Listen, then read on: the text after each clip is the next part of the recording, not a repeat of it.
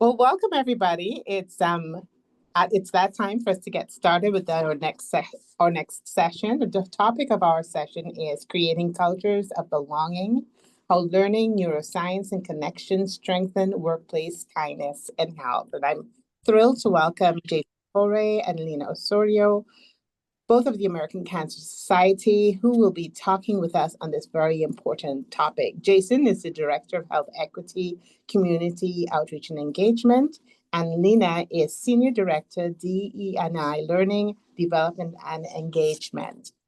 They will be bringing to us a few learning objectives, which we're going to be highlighting the role of psychological safety in workforce settings.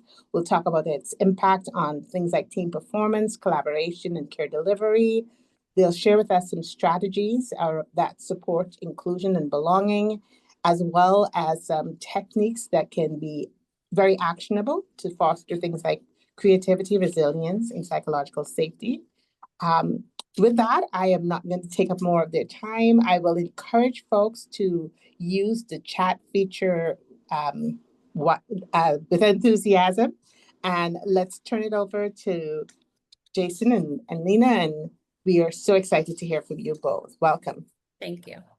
Absolutely. Thank you, everyone, and good afternoon. It is a pleasure to see most of you and to see maybe even your name on the screen. So what a honor it is to be here with my friend and dear colleague, Lena. Wish it was in California, but we'll have to settle for this virtual environment. So welcome again to Creating Cultures of Belonging, How Learning, Neuroscience, and Connection Strengthen Workplace Kindness and Health Equity. So what I'd like to do is ground us first in the American Cancer Society. So the American Cancer Society exists because the burden of cancer is unacceptably high, and that's not acceptable. Our vision is to end cancer as we know it for everyone. And the crucial key word here is for everyone, and we truly believe everyone. Our mission is to improve the lives of people with cancer and their families through one, advocacy, through research, and through patient support to ensure that everyone has an opportunity to prevent, detect, and survive cancer. Now, as the only organization combating cancer through advocacy, research, and patient support, our work represents a unified three-leg approach, and you can see that here in the triangle. So in the discovery pillar, that consists of research breakthroughs in cancer prevention, detection, and treatment, about $450 million in grants. In our advocacy work, which right now is going on a big event through our ACS CAN arm of the business in Washington, D.C. today, that is our presence in all of the 50 states, including the District of Columbia, Puerto Rico, and Guam, and then through patient support. And this truly is where we receive the lives touched. So direct patient support and prevention, screening, lodging, through our Hope Lodges, through our transportation for treatment, our navigation, our survivorship programs, and our overall education.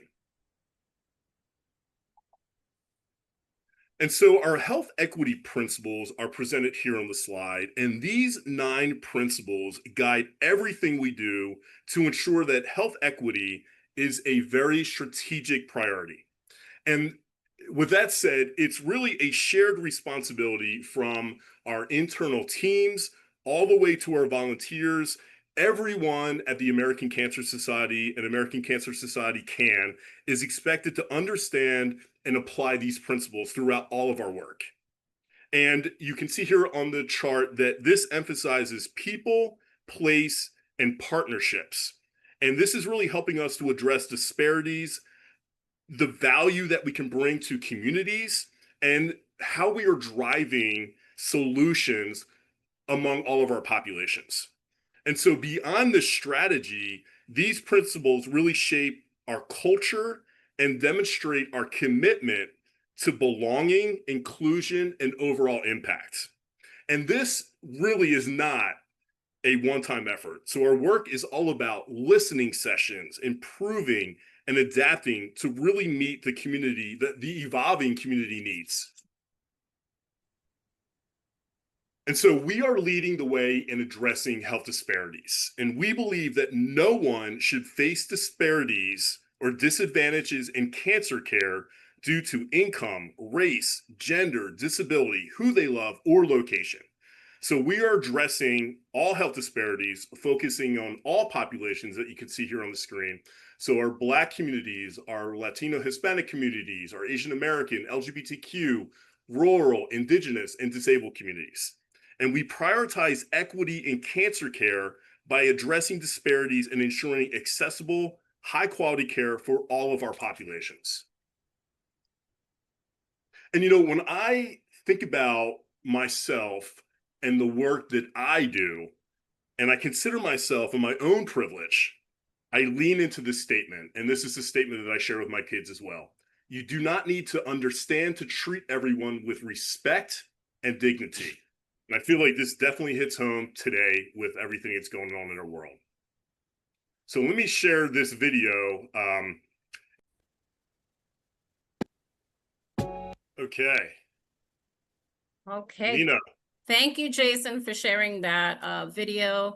Thank you all for having us to have this really powerful discussion and for allowing us to share how we at ACS are unstoppable in our mission and what that health equity principle life cycle looks like. So we often treat inclusion as a value or a policy, but it's also a neurological experience. The brain is constantly scanning for cues of safety or threat, connection or isolation, and reward or rejection. Understanding these cues help us create workplaces where we can learn, collaborate, and belong. So let's start with the foundation of any thriving workplace, trust. Trust is a starting point. This isn't just about a soft skill. It's hardwired into how our brains function. And what neuroscience shows us is that people don't engage, create, or collaborate well when their brain is in protection mode. Safety and connection, especially in leadership, shift us from threat to trust. And some of you may have heard MJ and Karen speak about some of these data sets earlier today in the opening session, but Gallup and McKinsey have connected the dots for years. Leadership accounts for 70% of the variance in team engagement. But what's really powerful is that connection improves not just performance, but retention and well-being. And here's something else we're naming today: career grief. When people carry unspoken harm from exclusion, from burnout, or previous layoffs, that grief shows up as withdrawal, disengagement, or distrust. And leaders who don't recognize that may mistake survival behaviors for apathy. So today, we're not just talking about kindness or civility as a nice idea. We're exploring how leaders activate or deactivate the brain's capacity to connect, trust, and perform, and how inclusion, when grounded in neuroscience, becomes a true business imperative. Next slide, please. So why neuroscience for inclusion? Neuroscience explains why exclusion hurts. It activates the same brain regions as physical pain. So inclusion and belonging are deeply rooted in that same brain science. Psychological safety and empathy impact how we connect and collaborate. It isn't just a nice to have, it's a biological requirement for creativity and performance. Inclusion isn't about comfort. It's about the ability to access higher cognitive functions, and understanding the brain helps build better, kinder workplaces. Now let's talk about psychological safety and the threat response. The amygdala triggers a threat response when we feel excluded or scared. Exclusion activates the brain's threat system. So this can shut down the prefrontal cortex, impairing decision-making, creativity, collaboration, and trust. And that's where you see that quiet quitting that people talk about sometimes. Many employees could also be carrying that career grief we mentioned earlier. It's unspoken trauma from layoffs, from discrimination and burnout. This grief creates hypervigilance and withdrawal, especially in unsafe environments. And to rebuild that trust, we have to acknowledge that harm has occurred and create consistent, respectful, and affirming spaces. Next slide. And one way that we can do that is through the SCARF model for inclusive leadership. This model is identifies 5 social needs that the brain treats as survival: status, certainty, autonomy, relatedness, and fairness. When we neglect these needs, we trigger threat responses. When we meet them, we create trust and openness. These are brain-based social needs, and inclusive practices can fulfill these needs and reduce threat. Now, I'm going to ask if anyone is comfortable, whether it's your first time hearing about the SCARF model or not, if you want to come into the chat and just drop in one of the domains. Which of these SCARF domains is the hardest for your team to fulfill right now? Just your initial reaction.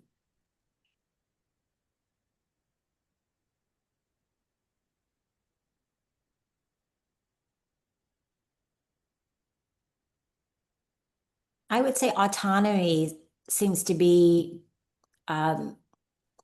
always a challenge. Autonomy, yep. Mhm. And I see fairness in the chat. Great.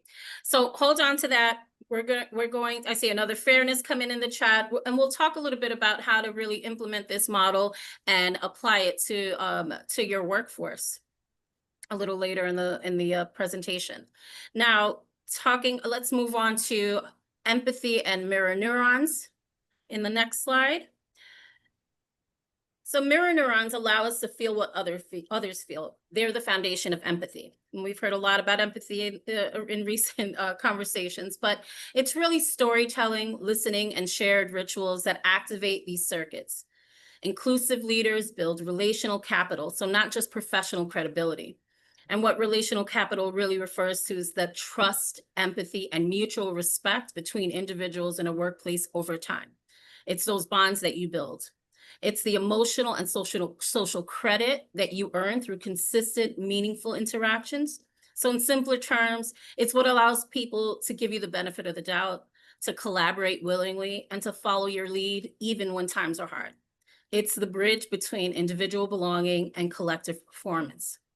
Why does this matter in inclusion? Because it's not just about being liked, it's about being trusted. You build trust when you listen actively, when you follow through on commitments, and show respect for others' perspectives. And neurologically, it engages the mirror neuron systems and helps activate social bonding chemicals like dopamine. Next slide. Bias is a fast automatic response from the brain, but inclusion is a deliberate override. The prefrontal cortex lets us reflect, reframe, and choose better responses, but only if we slow down and take a pause. Not sure how many of you have heard of the pause method, but I'll just go through it quickly. P is for pay attention, A, acknowledge, U, understanding, S, search, and E, examine. So simple practices like pause, notice, reflect method can retrain the brain toward more inclusive behavior. And this method interrupts the brain's automatic bias response by calming the amygdala and engaging the prefrontal cortex. This creates space between reaction and action, allowing more thoughtful, inclusive decisions. And I love this quote. It says, freedom lies between the pause between stimulus and response. By taking a moment to reflect, we can move beyond automatic reactions and make more thoughtful, inclusive choices. Next slide. So when we feel we belong, the brain releases dopamine. That's that same reward that you feel when you eat some really good food or receive great praises. It's why small inclusive acts like using someone's name or names or pronouns or inviting feedback psychologically reinforce loyalty and motivation. So belonging isn't just a vibe, it's a chemical signal.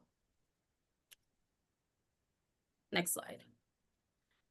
All right, thank you, Lena. Yep. So what we would like to do now is highlight some of our key external initiatives and our key internal initiatives and really map them back to overall cultures of belonging and how we infuse kindness and health equity in the work that we do.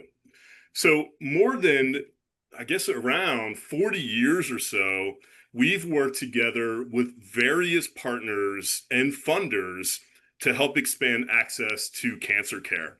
And this includes treatment, clinical trials, and resources for caregivers that are impacted by cancer. And together, we've helped enable more than 1.4 million new screenings, but we know there's still work to do. And really, we do this work to ensure that everyone can receive the care they need and they deserve. Thank you, Jason. So now that we're going to shift to how we bring this to life within ACS. So DEI at ACS isn't a poster or a tagline. It's operationalized through our programs, systems, and daily behaviors that touch both our internal and external communities. At ACS, we offer enterprise-wide trainings grounded in neuroscience that are evidence-based practices, such as our Cultural Intelligence series and our Inclusive Leadership Development programs. Just to name a few, we have our Culture Able, which is our disability inclusion series, and our Every Voice, which is our effective communication series, that are scenario-based neuroscience-informed training series that strengthen team communication and psychological safety across roles. We also host cultural heritage and awareness events, inclusion table talks, and days of understanding. Next slide. So sometimes after change, harm, or leadership shifts, trust isn't automatically restored, but employee resource groups, or as we refer to them here at ACS, employee engagement groups, can help rebuild that. We have 10 EEGs that drive connection and community advocacy, and each group leads events, conversations, and support systems that enhance belonging. Our EEGs are a core part of our belonging strategy. So these groups are not only to support identity-based communities, they also co-create programming that aligns with our mission. At ACS, EEGs strive to establish an open forum where team members with shared interests can aspire, develop, and collaborate to educate, raise awareness, and share information about issues pertinent to our communities. EEGs also provide professional development, networking, cultural appreciation opportunities for those who are involved in and want to create a positive work environment. The EEGs also help inform our business and mission impact. Next slide. And they do this by making sure we're creating safe and identity-affirming spaces, by surfacing feedback through transparent dialogue, and leading by example through inclusive programming. And what does that look like in neuroscience? It's, ERGs reduce threat, they create reward and support reflection, all critical for healing and re-engagement. Our BOLD EEGs Innovation Summit is where all of this converges: our leadership, identity, culture building, and innovation. So pictured here is our first annual summit for EEG leaders and champions like our executive sponsors. The summit provides leadership development, collaborative learning, and co-design opportunities for ACS culture and inclusion efforts. Next slide. The Aspire Leadership Academy is another great example. So we're not just filling seats, we're preparing leaders to lead inclusively and authentically with neuroscience-backed tools. ACS's Aspire Leadership Academy is a multi-session, almost a year-long commitment to a leadership development program for emerging leaders that provides mentorship, retreat experiences, and capstone projects for their final project. Aspire is focused on inclusive leadership and really for internal talent mobility. So this is just a few examples of the internal work we do. And now that you've learned about our key internal initiatives, Jason's going to walk us through what this looks like externally and in the community. Great, thanks, Lena. So yeah, our work extends out to our external work in the community. So in my scope of work, I work closely with one of our bigger funders, Genentech, and we are doing some deep work in Ohio, Oregon, Georgia, and Puerto Rico.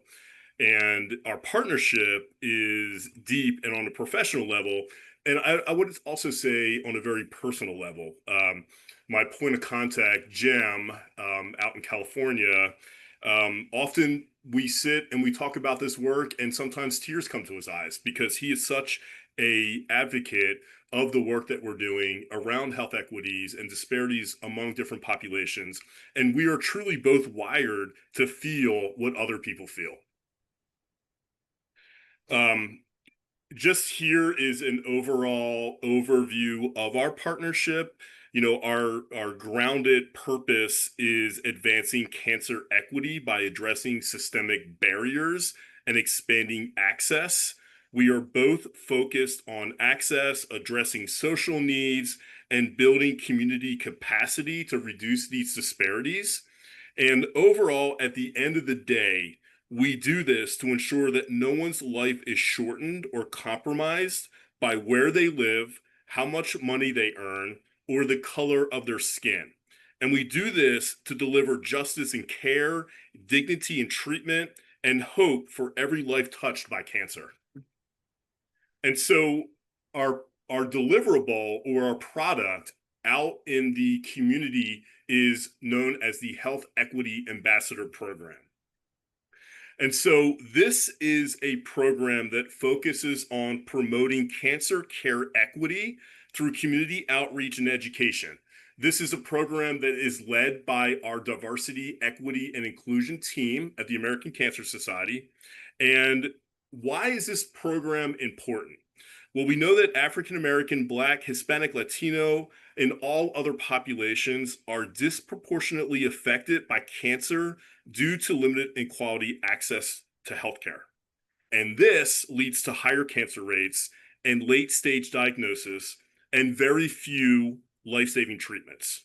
So this program works to mobilize trained ambassadors throughout the country to educate, engage, and empower these communities in cancer risk reduction and early detection. The impact of this program has been very significant. So we've touched over 1 million lives in the past 3 years and have trained over 6,400 health equity ambassadors. And so we are connecting with trusted community-based organizations to tackle cancer care and empower these underserved communities. So we are training a network of ambassadors or change makers and building capacity and strengthening the ability of community organizations to really deliver these impactful health interventions. And again, the program has had such great success with 100% of our trained health equity ambassadors reporting that the training increased their overall knowledge. And the 94% is this, they feel confident that they have the skill needed to conduct this outreach and education effort in their communities. We've recently expanded our reach and our Hispanic Latino engagement and strategy to Puerto Rico. And when I think about the tenets of this conference, and the first one being belonging, you know, we've expanded this program in Puerto Rico in the native Spanish language curriculum that builds this cultural connection. And we empowered 64 ambassadors and educated them on life-saving knowledge. The trust factor is we are partnering locally, and this develops that trust factor in their communities, helping them absorb and act on cancer prevention information. And then equity, with a focus on the Hispanic, Latino, and the rural communities. This program is projected with those 62 ambassadors that were trained to touch over 5,000 lives. And I will mention belonging. So this continuous evaluation ensures that this work isn't a one-time. We are actively engaged in this population. And you can see here the stakeholders at this organization, Puerto Rico Science and Trust, and listening to them and adapting to their needs and building equity and culture into their programming. So let me show you a quick video of this deliverable and the successes of our first ever health access ambassador training. And I will note that the word access instead of equity in this space, because we can't use the word equity in Puerto Rico. It has to be known as access.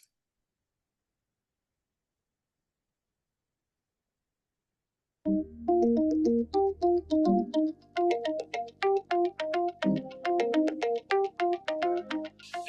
everyone. I bring you greetings on behalf of the American Cancer Society.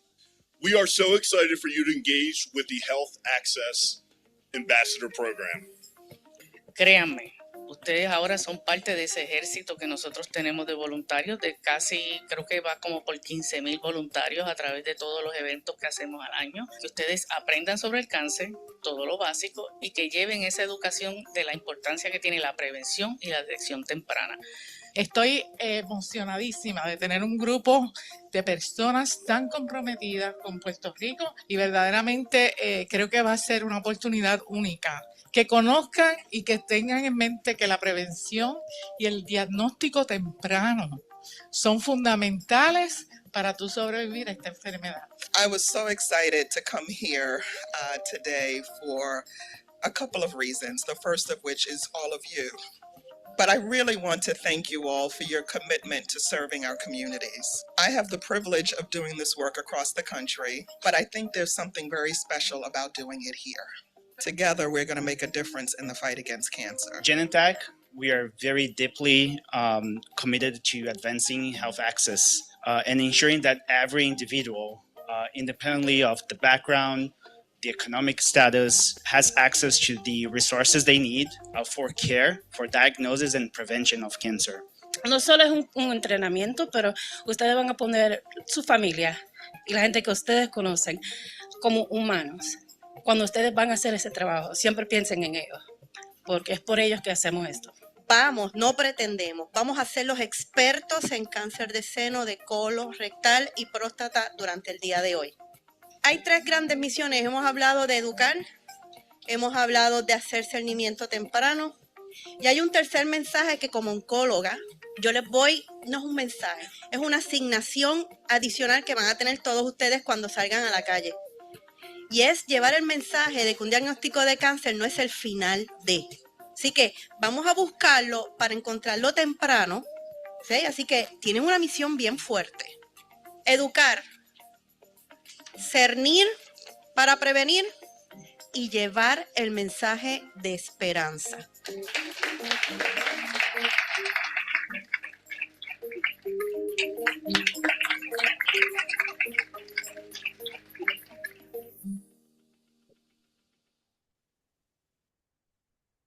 Thank you. Let me get back to my deck here. So wanted to also highlight some of the work that we're doing, evaluating our impact in the spaces with these diverse communities. So we're partnering with external evaluators for this work and have developed this logic model to really guide our overall vision and our work.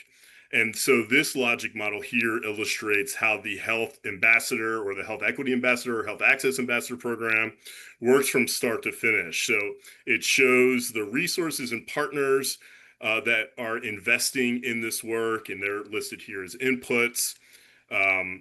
It shows the activities that are carried out within the community-based organizations in the communities, the tangible results or the outputs, and then the outcomes achieved and the ultimate community impact, which is raising awareness, reducing cancer disparities through these culturally relevant, ambassador-driven educations. Lena? Thank you, Jason. And, going back to the life cycle of our health equity principles, for us to even embed ourselves in communities that we may not have engaged in the past, this is why it's important for us to do the work internally to help support the external work and help meet that mission of and value of ending cancer for everyone as we know it. And that includes our leadership development and creating cultures of belonging and inclusion. So back to our SCARF model, you should have received a copy of this activity with instructions, but to help bring this model to life, we wanted to share a self-paced SCARF mapping activity that you can explore on your own time. It's a simple reflective tool to help you think through how you support inclusion and psychological safety in your own day-to-day work. And so you'll have a chance to practice each SCARF domain and brainstorm 2 ways to support it. So let's talk about autonomy, for example. In the activity, you'll have a question to prompt you on how might we give team members more control over their work. This exercise builds empathy and practical applications to the model. Next slide.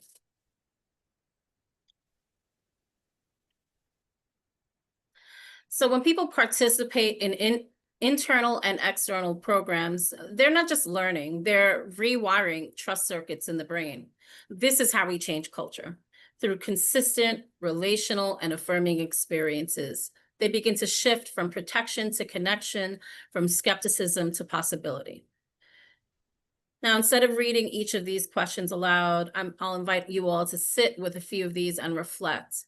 How are you going to help people grow in your organization? How does your culture invite purpose, visibility, and belonging? And how do we create conditions where every person feels safe to be seen, heard, and known? At ACS, what that really means is how also we show up for the communities that we serve, how we show up in our health equity ambassador trainings to provide the most culturally appropriate and culturally responsive care for the most adversely impacted communities. Next slide. So what are we doing to foster a workplace culture that allows for all of this to happen? So by this point, you've heard me say it more than once. Belonging is not a soft metric, it's neurological, and we have the power to reinforce it. We don't have to change everything all at once, but we have the sphere of influence, whether it's our team, our tone, or our next decision. And this isn't about getting it perfect. It's about choosing every day to build a culture that reaffirms, includes, and connects. Remember, it's not about grand gestures. It's the small things, the consistent behaviors that change the brain and the culture. So before I close, I wanted to just read this quote to you all. Everybody wants to do better. Trust them. Leaders are everywhere. Find them. People achieve good things, big and small, every day. Celebrate them. And some people wish things were different. Listen to them. Everybody matters. Show them. Next slide. Great. So thank you all. We do have just a few takeaways that inclusion is not just cultural, it's cognitive, emotional, and biological. Safety and empathy can be trained, modeled, and measured, and you have the tools to shape others' brain states. So now the question is, what do you do with that power? Thank you both. That was fantastic. I really loved the way you started the session, reminding us that these things are neurological issues. They're not just taglines on a company's website. And that, you got me with that hook from the very beginning. I would really encourage folks on the call to put your questions in the chat, or I think people can take themselves off mute and ask your questions. But I guess I could kick us off with one question. If we think about, I'm going to say the last several months, there has been a pushback on DE&I programs at the very highest levels. We've seen universities and organizations have to strip some of that language from their website. So what came to me was, imagine the grief associated with that if we think that these things, if done meaningfully, are neurological. Have you seen an impact on the current social context, I'm trying to say it in the nicest way possible, on your efforts to highlight how important this all is? I will answer. I'll take the first stab at this, and if Jason has anything else to add. I think the external landscape could be jarring and confusing and scary at times. But what I've noticed is that we've collectively, as an organization, as a department, have looked at our scope of work and our body of work and said, our mission is too important to worry about the jargon. Right. The names. We are collectively as a team have said, you know, if we have to reframe or restructure or make changes to really be and you know, full transparency, to be compliant with the external landscape, we are happy to do so as long as our mission is still at the forefront. And what we do know is that the internal work really does support the external work. For us to have that mission and that value of wanting to end cancer as we know it for everyone, we have to be informed by the communities that are the most highly impacted and have the higher morbidity rates, and you know, that we want to address. And we want to make sure that if we have to move into those communities through our HEA program, that we're informing our workforce and we're reflective of the communities we serve, because we can't really learn from folks that have not had that journey or that, you know, that medical experience. We learn from our communities. And a perfect example is last week, Jason and I were at the National Indian Health Board Conference, where we embedded ourselves in the community for, you know, the indigenous community, to learn from them. So not only are we informing them and making them aware of the issues that happen across the community nationally, but then we're also learning from the community, and they're informing us of what their needs are. And we can't do that if we work in silos and we don't have DEI in some way, shape, or form at the forefront of our work. Yes. And I will say also that we are unstoppable, right? We believe in this mission, and our work has not changed. The data is clear about the disparities that exist among all of our populations that we work with. And so we're not turning away from that. I will say, you know, it might look a little different in terms of terminology, like you saw in Puerto Rico. Since most of our community health workers were employed by the CDC, we had to change the word to access. Now, access does not mean equity, but we had to come up with a suitable word. But we do use the word equity here in the mainland. We may have tweaked some agreements and contracts to be compliant, but for the most part, our work has not changed. Thank you for that. Yes, I mean, I think staying true to the commitment. I mean, I think we're seeing organizations differentiate who's really committed to what this important thing is, or for whom it's a tagline. I think that's kind of what we're seeing some clarity on that. So thank you so much for that. Well, I would love to give others, I mean, I can sit and talk with you guys forever, because this is a topic that is near and dear to my own heart, but I'd really love to hear from our audience. Is there any question that you'd like to put in the chat, or feel free to raise your hand to ask a question?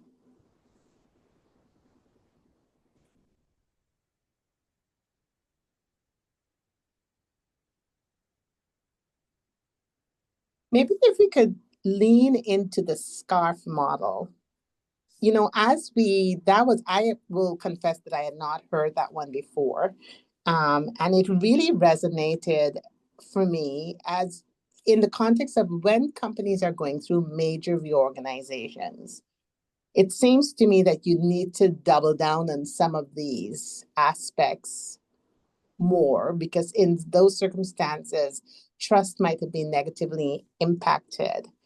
Is there any one of these pillars of, you know, status, certainty, autonomy, relatedness, fairness? I know you asked us to weigh in, but in your experience that you've seen is the hardest to lean into for organizations, for workplaces?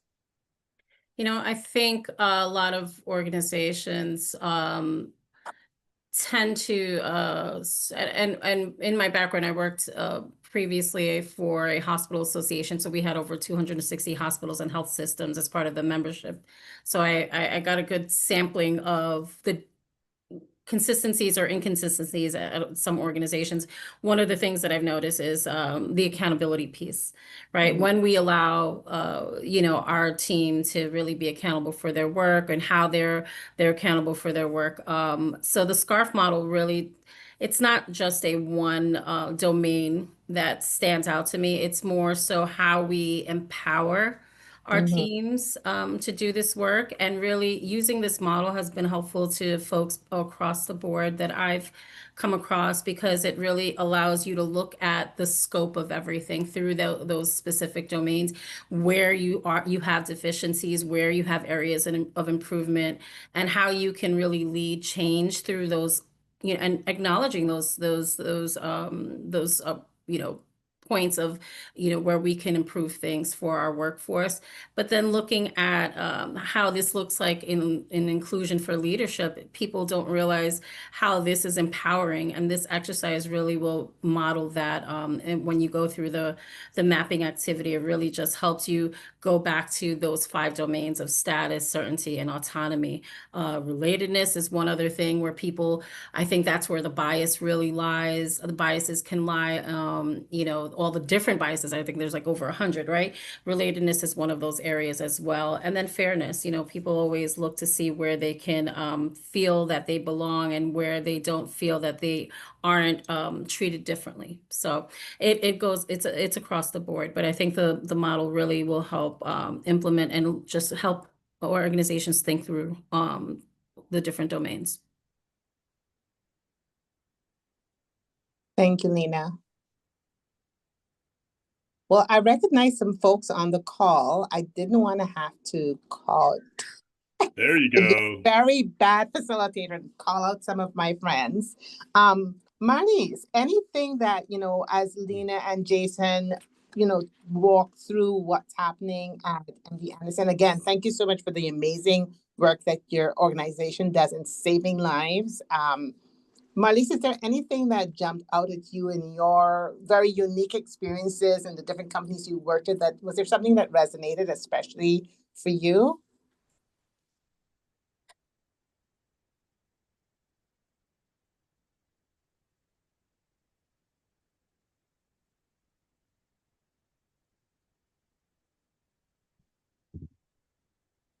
Not sure if Marlies is on. She's deep in thought. She's deep in thought. Anyone else?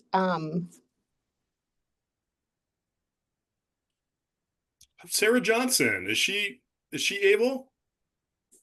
Hi, Sarah. Hi, Jason. I am able, but unfortunately I came in at the worst possible moment. I was delayed in another meeting and missed all but the last moment of the presentation. So I'm going to have to rewatch this one on video. But I was hoping to catch more of it. No problem. And I did see you come in at the last minute, but Sarah, she's doing some really interesting work in barbershops and stylists, and we have been connected. And as we approach different populations and meeting them where they are, Sarah and I just had a really great conversation about that. So thank you, Sarah. Great. Thank you, Jason. And again, so sorry to be late. I will definitely rewatch this one. Awesome. So a lot of the examples that you gave were very employee focused. The equivalent of the ERGs, we call ERGs, but the equivalents of those. Is there anything that you're doing that's directly leadership focused? Because sometimes it usually takes both top down and bottom up to truly foster inclusion. Is there anything that you're doing that's uniquely focused at leaders? Intentionally focused at leaders. Yeah. I think with our leadership team, we're embedded into a lot of what the organization is doing. So, when we're thinking about all these programs that we put together, we have quite a few leadership development programs, and we're looking at mentorship programs and really enhancing those so that we can connect the dots between emerging leaders and our existing leadership teams. But we do a lot of events informing and educating about the different population-specific events so that we can inform our leadership teams about how we engage different communities.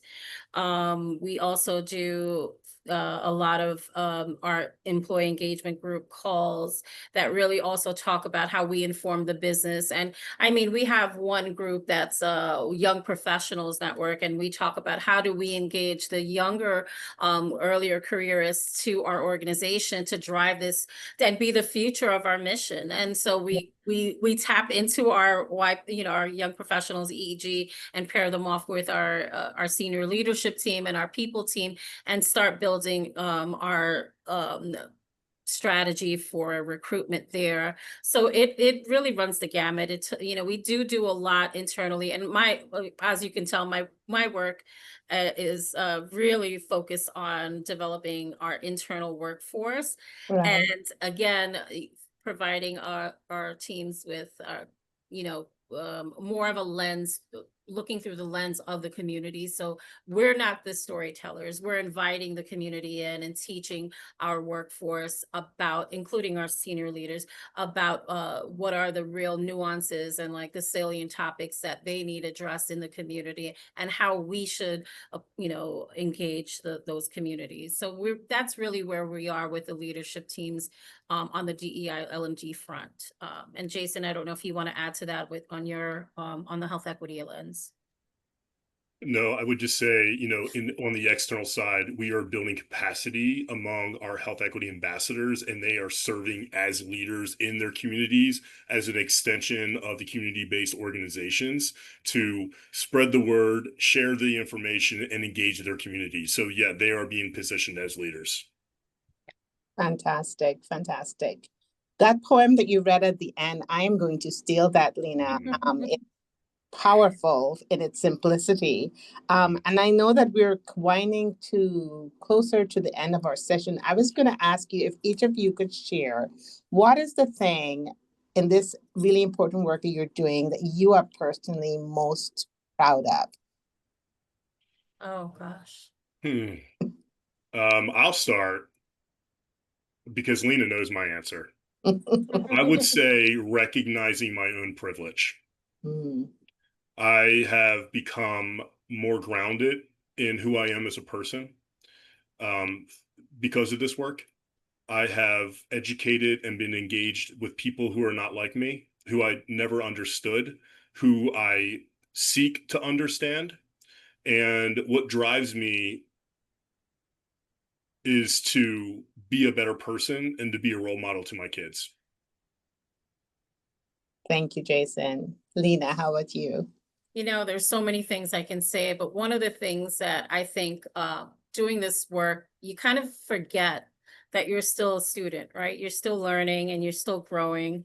So as a DEI practitioner, I can say that there are still areas of opportunity for me to learn from different communities about the different needs and how powerful it is with hosting a session like this to inform someone else and bring light to issues and topics and health disparities, facts and figures that maybe we still need more work on or around, and how embedded everyone is into making sure that we're really approaching it with that thoughtful lens of we want to improve the cancer care outcomes for our patients, for our communities, and for our workforce, because we even think about this, the cancer impacts everyone. It's so much on a very personal level, and bringing that humanity back to the work, back to why we do what we do. I think that is really one of the most impactful drivers for me. Cancer is very personal, and it drives a lot of folks to our organization to learn and about the research, but then we as a team reminds ourselves and each other about the human aspect of it. So it's not just making sure that we're giving the resources needed for the science, but we're also telling the stories and making sure that we keep the human aspect at the front and center of it all. Thank you, and thank you both. Thank you for reminding us that equity for cancer care is a very important part of your mission, and that you are looking to see how we can have equity in access. Thank you for reminding us that inclusion and belonging are both neurological issues, and that leaders wherever we are in an organization, we can activate that neuroscience to help people feel more included. Thank you for reminding us that everybody really wants to do better and that we can if we just kind of lean into the power that DE&I efforts can bring to organizations. I'm asked to remind you that as part of the sessions, you can get CHES or MCHES credits if you complete the session evaluation and add your CHES number. We're encouraging everyone to complete the session evaluation. That should come up as a pop-up after the end of this session. Please do complete that. Remember that there are exhibits that you can visit. Please take time to do that. And we thank you for attention, and thank you, Jason and Lena, for your wonderful presentation and for reminding us of the power of belongingness. So thank you. Thank you for having us.